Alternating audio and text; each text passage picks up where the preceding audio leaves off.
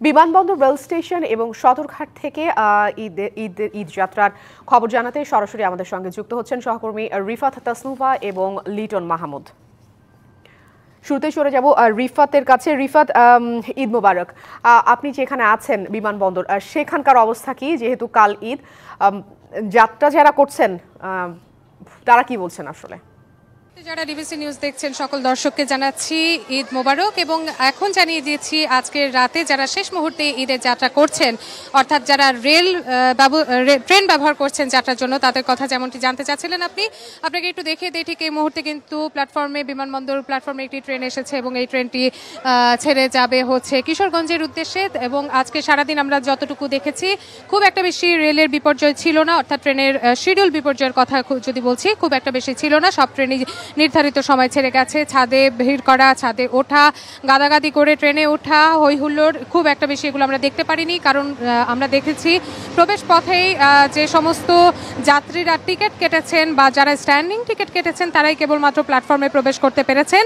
তাদেরকে টিকিট দেখে দেখে ঢুকানো হচ্ছে। তাই বাড়তি যে চাপটি আমরা প্রতি বছর লক্ষ্য করি, সেই রকমের কোনো বাড়তি চাপ এবছর ছিল না। সেটা আমরা যতটুকু খবর পেয়েছি সেটা বিমানবন্দরেও ছিল না এবং সেটা কমলাপুরেও ছিল না। এই মুহূর্তে আমরা দেখতে পাচ্ছি কয়েকজন যাত্রী দাঁড়িয়ে রয়েছেন, তারা হয়তো এই ট্রেনটির মধ্যে উঠবেন। আপনি কোথায় যাবেন, কেমন লাগছে এবং এবছর কেমন দেখছেন? খুবই ভালো লাগতেছে। কিশোরগঞ্জের যাত্রীগুলো খুবই ভালো, অত্যন্ত ভালো, কারণ খুবই আরামদায়ক। জি, আপনি শুনছিলেন একজন যাত্রী বলছিলেন আপনারা কোথায় যাবেন, কেমন লাগছে? জি, আমাদের এখন ভালো লাগছে যে এই পরিবেশে যাওয়াটা। আমরা পঞ্চগড় যাব, আমাদের ট্রেন এখনো আসে নাই, কিন্তু আসবে। ভালো লাগতেছে, পরিবেশটা ভালো।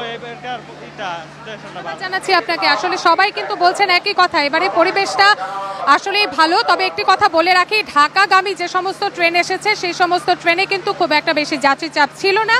বিশেষ করে ঢাকা থেকে যে সমস্ত ট্রেন ছেড়ে যাচ্ছে বাইরের জায়গাগুলোতে, সেই সমস্ত ট্রেনে কিন্তু অনেক যাত্রী চাপ ছিল। তো এই কিন্তু ছিল আমার কাছে থাকা বিমানবন্দর রেল স্টেশন থেকে ঈদ যাত্রা সবশেষ খবরাখবর। আফরিন। রিফাত, আপনাকে ধন্যবাদ।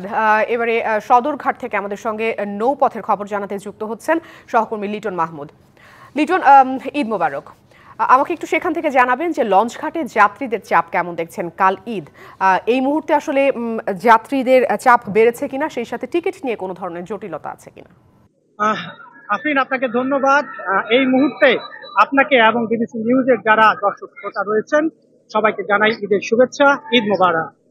সদরঘাটে এই মুহূর্তে আমার কাছে যে সকল তথ্য রয়েছে তার মধ্যে উল্লেখযোগ্য যে এবার ঈদে অনেকটা স্বাচ্ছন্দ্যে নৌপথে নারীর টানে বাড়ি ফিরছেন যারা যাত্রী সাধারণ রয়েছেন। তারা বলছেন যে গত কয়েক বছরের মধ্যে এবার তারা অনেকটাই স্বাচ্ছন্দ্যে দুর্ভোগ ছাড়া গ্রামের বাড়ি ফিরতে পারছেন স্বজনদের কাছে, এবং এই জন্য তারা অনেকটাই আনন্দিত। তবে কিছু কিছু ক্ষেত্রে তারা কিন্তু অভিযোগ করেছেন, এবং সেই অভিযোগটি যদি আপনাকে বলতে চাই যে এখানে যারা আসলে যাত্রী রয়েছেন তাদের অভিযোগ যে বরাবরের মতো আসলে ঈদ আসলে পরেই ভাড়াটা যারা মালিক পক্ষ রয়েছেন, লঞ্চ মালিক, তারা একটু বেশি নিচ্ছেন, এমনটাই অভিযোগ করছেন তারা বলছেন যে লঞ্চের ডেকে আগে যেখানে সাধারণ সময়ে 400 টাকা নেওয়া হতো সেখানে 500 টাকা নেওয়ার অভিযোগ তারা করছেন। এছাড়া ডাবল যে ক্যাবিন গুলো রয়েছে যেখানে 2200 টাকা থেকে 2500 টাকা ছিল সেগুলো 3000 টাকা পর্যন্ত নেওয়া হচ্ছে বলে অভিযোগ করেছেন। এই অভিযোগের বিষয়ে যারা লঞ্চ মালিক রয়েছেন তাদের সঙ্গে আমরা কথা বলেছি, তারা বলছেন যাত্রীদের যে সকল অভিযোগ রয়েছে সবগুলো অভিযোগ তারা অস্বীকার করেছেন, এবং তারা বলছেন সরকার যে নির্ধারিত ভাড়া সেটি তারা নিচ্ছেন।